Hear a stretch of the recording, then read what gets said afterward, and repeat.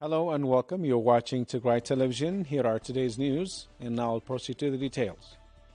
Military command of the Tigray Defense Forces issued a statement earlier today where it said they have continued to successfully defend the 39 days long ongoing full-fledged offensive launched by the allied Ethiopian and Eritrean forces in multiple fronts.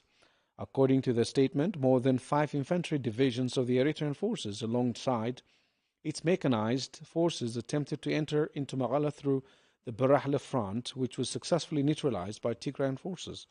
On a second attempt to capture the town of Shire, more than 18 infantry divisions, 2 mechanized divisions, 1 battalion of commando forces of the NDF, alongside thousands of Amhara militia, Fano, and special forces attacked on the Tselimoy front in northwestern Tigray. Other forces trying to break into Shire by the Adarkai front were also successfully neutralized. The military command also added that the Allied forces continue to attack Tigray through the southern and Diabo fronts.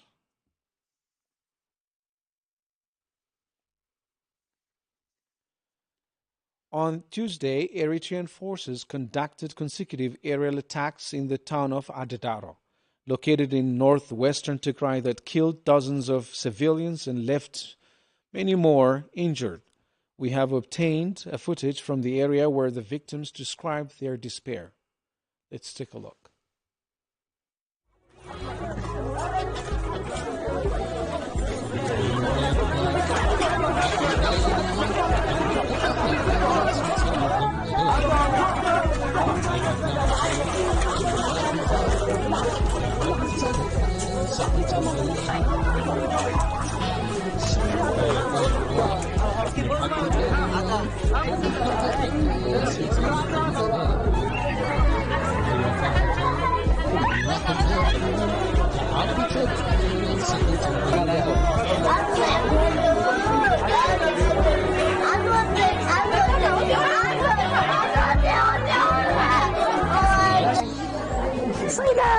ገባር ገዛ ብስረይ ተውሳይ ወሪን ገባር ገዛ ብዛይ ብላ ከባቢና ተጋደልት ይብሎ ከባቢና ናይ ስራሕ መንግስት የለ ናይ ድርጅት የለ በቃ ናይ ገባር ዘለገበት ገዛውት ስራሕ ሰይዳ በቀደር ያ አብረ ቢላና ባ እንታ ገርና ንሕና እንታ ደቀ ይራይዎ ማብስሩ እንታ ደቀ አይተንታ ይጉድም ታምበር ደኸሰው ተፈጠረ ምስሩ ዘምሰብ ዚ ምስድራ ከምዚ ደም ዝነብሩ ገዛ ሒዘም ስድራ ደለዎ ምስሩ እንታ ገርና ንሕና እንታ ገርና አው ገዛና መንወር ክንሰን ስርና በገጥና ክንስወር እንትምሰብ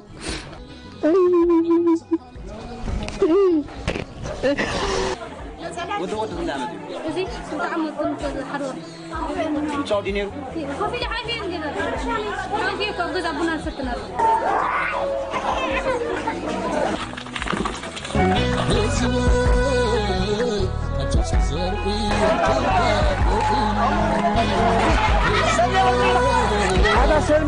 لما أنت تروح يكون نقدم بعلت 10 سلسة بسلامة وبوتا عبيت مرت قنبلاتات حليبية عبيت مرتنا عيار عتفصيمي دوغيمو لو ما عندي المبلك على اجزاء كتم عدد عرو تقعد تفصيمو زلماتي.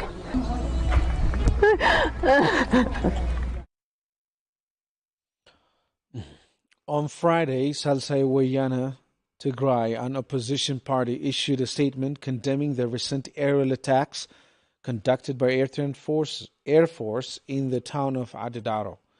The statement also says that the act takes us 25 years back, where Eritrean forces bombarded Eider Elementary School in Magala and killed dozens of civilians, including children. The statement adds that the perpetrators of the continuous attacks on the civilians need to be held accountable.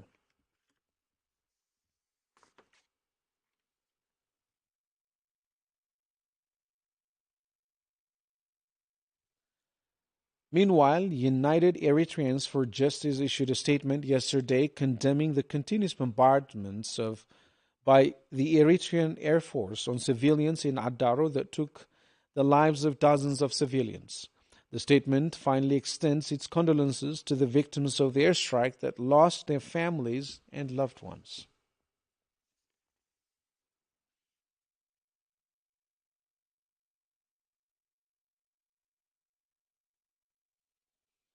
The international community, including the European Union and the United Nations, has condemned the indiscriminate shelling on civilians and called the deteriorating of humanitarian situation in Tigray alarming.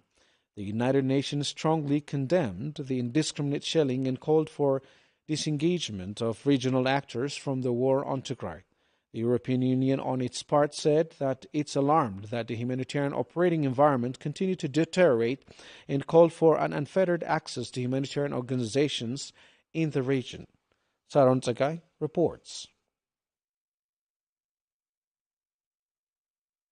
The international community has yet again condemned the continuation of hostilities and indiscriminate shelling of cities in Tigray. In a press briefing on September 30, spokesperson for the United Nations Secretary General Stefan Dujarric said that the Secretary General is deeply concerned of the indiscriminate shelling and civilian casualties in Tigray, and that the continuation of hostilities further jeopardize the peaceful resolution. He said that the war on Tigray is worsening the humanitarian situation inside as aid is unable to reach the region due to the continuation of hostilities. The Secretary General is deeply concerned over reports of indiscriminate shelling and civilian casualties in the ongoing conflict in Ethiopia. He underlines that a sustainable peace cannot be found through military action. The Secretary General further notes that the continuation of the conflict jeopardizes the safety of civilians, the delivery of much-needed humanitarian assistance, and the stability of the broader Horn of Africa region. He reiterates his call for an immediate cessation of hostilities, the disengagement of regional countries from the conflict, and for the parties to move forward with the African Union-led mediation process as a sign of urgency. Janis Lenarsis, Commissioner for Crisis Management in European Union, on his part expressed the EU's concern on the deterioration of the humanitarian operating environment in the northern Ethiopia since the resumption of hostilities in August of 2022. The Commissioner also noted that the renewal of fighting is severely hampering humanitarian aid delivery as supply of humanitarian commodities, fuel, and cash availability are still totally blocked for Tigray. The European Union strongly condemned the violation of humanitarian law in Tigray and called on all parties to grant unhindered access to humanitarian organizations. It also urged to immediately end hostilities and reach a negotiated and permanent ceasefire.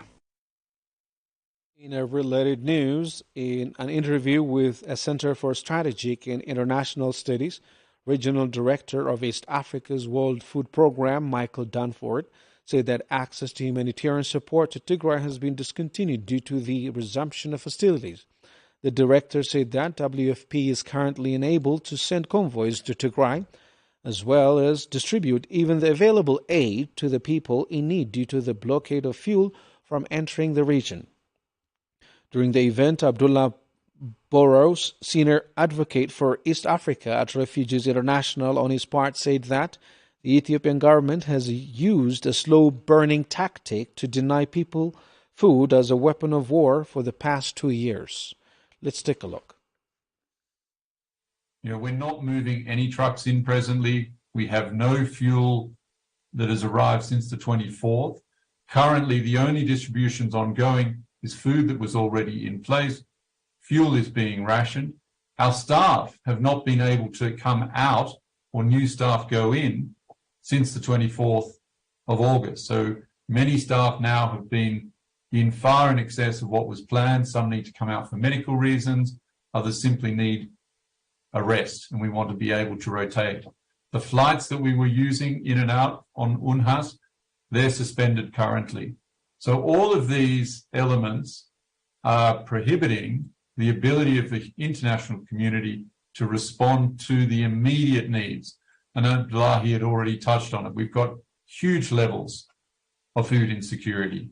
89% of the population, 5.2 million people we estimate, have limited food capacity. Over 40% of them are acutely food insecure. So there's a real need for the offensive to end, the fighting to stop, and a humanitarian truce and a corridor be re-established so that the World Food Programme and others can upscale to the extent required.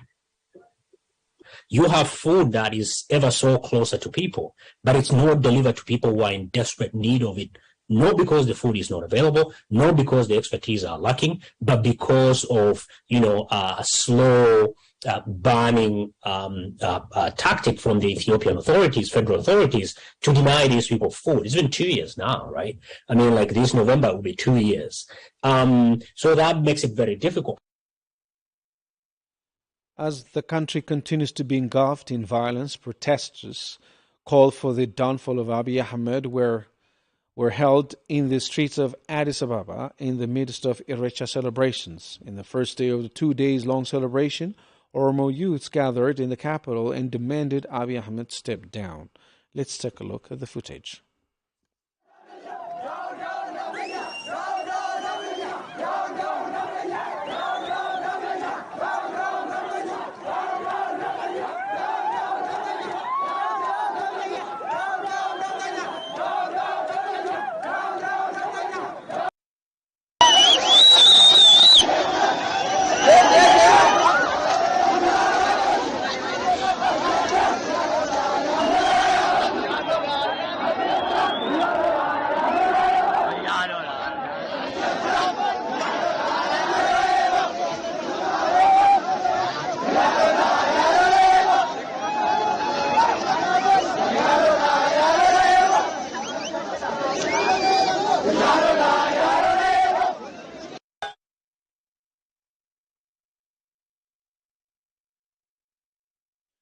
Women and children in Tigray are among the most affected members of the community as the ongoing siege continues to block basic necessities such as food and medication.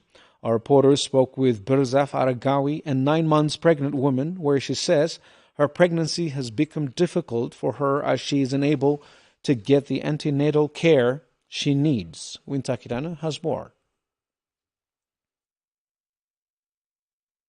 Birzaf Aragawi is a 24-year-old mother from Kafta Hamora of Western Tigray. She left her home in November of 2020. She says she witnessed horrible atrocities on her journey to Magala by Eritrean soldiers and Amhara militia.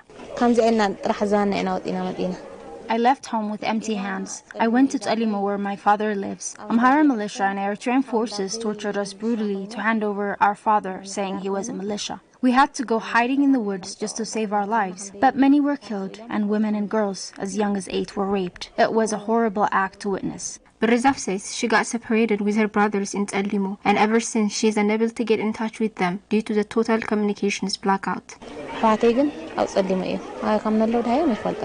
My brother stayed in Talimo when I decided to travel to my mom's house in housing, and I couldn't reach them out due to the telecommunications blackout, and I'm worried. I have no relatives or anyone to offer me help here, and it's really hard for me to live here alone. Birzaf adds that she really is worried about the day she will give birth, as the total blockade make it impossible to access food, medication, and medical supplies. I have no idea when exactly I will have the labor, and there is no transportation service in this camp, and I can't afford to take a private taxi. Moreover, there is no medication or medical supplies due to the blockade. Last time I went to the hospital, and the doctors told me to prepare 10 gloves for my labor because they are out of medical supplies. They want to help me, but they don't know how to do it without gloves. There is no bright side to giving birth this time. Birzaf also says that she really feels hopeless that she's about to bring a child to the world, where she can't even provide him something to eat. It really bothers me when I think about my pregnancy or the day I will give birth, because one way or another, it is bound to happen, and I'm really scared how it will turn out. Since I don't have anything to eat, I sometimes feel hopeless that I'm about to bring another child to this world, where I can't even provide him something to eat. It's just sad. Birzaf says so far she hasn't been able to get any aid for her pregnancy period, and she finds it extremely difficult to live in her condition as it kept on declining. There's no aid provided for pregnant women. We just wait the little aid that comes every 3 or 4 months like the others here. Even though my problems are much more than the others, I hope that the world will hear this and help us get the basics we need, like the medication and food. And that's the news for now. Thanks for watching. Bye for now.